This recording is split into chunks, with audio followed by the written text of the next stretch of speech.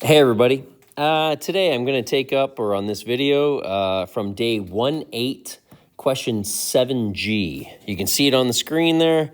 Let's jump right in. So if we're going to go through and we're going to take up that problem, the first thing I need to do is I need to find a linear factor. So I do a quick peek. I don't think that's going to factor by grouping very well. So I'm going to sneak in a little equals f of x to make sure that I can use my function notation to talk about it. And now I'm on the hunt to go ahead and sub in something so I can get a 0. So I start to scan my way across. I am trying factors of 12. So I take a look at my coefficients. You know, I've got a 1, an 8, a 3, a 40, my constant of 12. I don't see any way that I'm going to pair that stuff up and get two numbers that are the same. That 40 is so large relative to the others, I don't think my 1s are going to work. So I take a peek and I'm thinking about my 2s.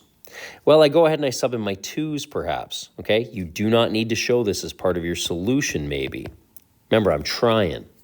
So I sub in my 2, and there's a 16 minus 2 cubed is 8, so times 8, plus my 4 times 3, plus my 40 times 2.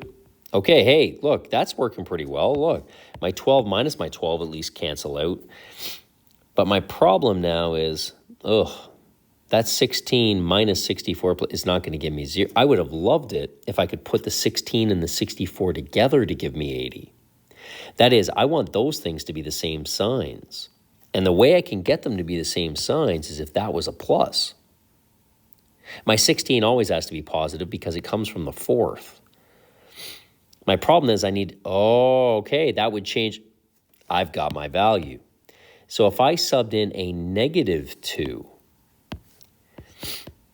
and again, you don't have to show me this, but you would end up getting a 16 now plus 64, plus your 12, minus 8, there's my 0.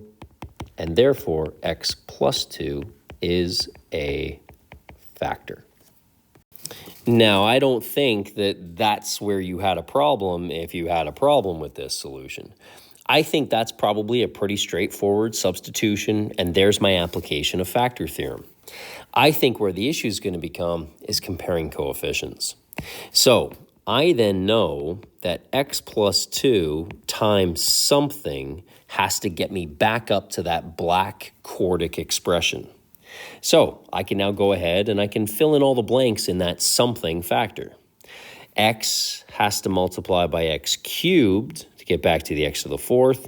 And if I jump down to the constant at the end, 2 times -6 has to get me to my -12.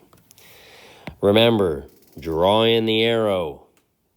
Right now, my red brackets give me 2x cubed. I know that I need -8 of them. That means that I need to sneak in a -10x squared. You now do your expansion. Hey, there's your -10x cubed, positive 2. That gets me to my -8. I know that I'm correct. I don't think that was a problem, probably for most. It's probably the next. Remember that what we are doing with that bottom arrow is we are partially expanding to see what we would have right now. So if I now partially expanded based on the green arrow, at some point I would be multiplying the positive 2 times the -10x squared. My green bracket gives me -20x squared. I know I have to get back to a 3x squared. So I need to add in another 23x squareds, x's, and that now, when I finish expanding, there is a positive 23x, my minus 20x with my green arrow gets me back to what I need in the original. Okay, I'm going to get rid of that green arrow, and I'm going to get rid of my circle up in the original. I think it was probably that, you comparing coefficients twice to get back. Okay, one quick comment though. You always have the ability to check, right? You always have the ability. So do one more expansion. Right now you can see you have -6x My purple arrow on the bottom would give you a positive 46x. There is my 46 minus my 6. That gets me back to my 40. I know my brackets are correct.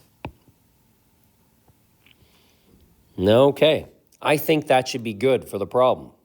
I just want to clean up some notation. Because you've already called that f of x, you don't need to call it something else. Also, I don't even really care about the x plus 2 factor right now when I'm trying to factor that cubic factor. So that is already f of x. All I am trying to substitute into is my cubic factor to find another 0. This time I'm trying factors of 6. Well, the nice part is I already tried the 1s. And if 1s weren't a factor in the original, then they can't be a factor now. So I've already tried 1, negative 1. I did a calculation on 2. That didn't work. Those are already ruled out. So what I'm going to do is I'm going to probably try negative 2 again and see if there's another one in those. If negative 2 doesn't work, then I'm moving on to my plus or minus 3 and then my plus or minus 6. So I take a peek. I am now trying another substitution. Well, if I sub my 2 in, then I get a negative 2. So there's a negative 8. I'm going to actually put that in there as my check. My negative 2 squared is 4, minus off 40, subbing. Oh, yikes. I'm getting so many negatives. I can clearly see that subbing in another negative is not going to be good enough. It's going to take me way too far in the negative direction. I will never get back to a 0. So the only thing I'm trying then is 3 or 6. Okay, I'm going to sub in my 3. So I make my substitution. 3 cubed is a 27. 3 squared is 9 minus your 90. 23 times 3, there's a 69 and minus a 6. So if I start to put together my two positives, then there is an 80, 96. Hey, look, that's the same thing as my two negatives. Beautiful. I just got a 0. And therefore, x minus that is a factor. And I can now continue that comparing coefficients process. I can now say, well, therefore, I had the factor of x plus 2. It's still there. But now I have the extra factor of x minus 3. When I am comparing coefficients, I do not care about the x plus 2 factor. If you look above to our previous factored line, all I am zeroing in on is the cubic factor. So, what would I multiply x by that gets me back to x cubed? What would I multiply negative 6 by that gets me, negative 3 by that gets me back to negative 6? And now I am going to partially expand. Right now I have a negative 3x squared. I need to get back to a negative 10 of them, which means I need to minus 7 more. Okay, you have the opportunity to check. Let's check. There's a 2x and a plus 21x. That would give me a 23 of them. I know I am good.